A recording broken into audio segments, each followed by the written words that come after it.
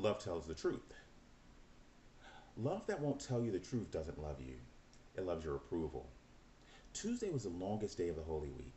Jesus spent most of it in the temple, teaching, debating, answering questions, and in some cases, asking questions that made very smart people look very unprepared.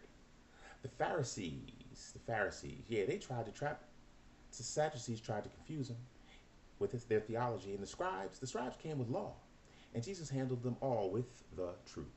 At some point, the religious leaders tried to catch him in his words, and they figured if they could get him to say the wrong thing about taxes, about resurrection, about authority, they could either get the crowd against him or get Rome involved. It was a verbal ambush, and Jesus didn't flinch. He told them the truth about the kingdom. He told them the truth about themselves, using parables sharp enough to cut, if you were listening carefully. He told them the truth about the future, that the temple they were so proud of would one day be torn down by stone. None of it was what they wanted to hear, but all of it was what they needed to hear. Now here's what strikes me. Jesus knew that every word he spoke on Tuesday was being used to build a case against him. Every truth he told was adding fuel to the fire that would consume him by Friday.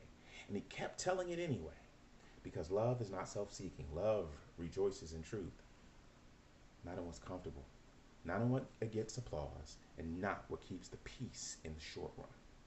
The truth, we live in a world that has dressed up people pleasing in the language of kindness. We call it being supportive. We call it not judging. But when you love someone, you really love them, you tell them what's true, not just what's easy. Jesus on Tuesday is a masterclass in loving truth telling. He wasn't rude. He wasn't cruel. He was clear. And he was willing to pay the cost of that clarity. Real love tells the truth, even when it costs something, especially when it costs something. Just saying.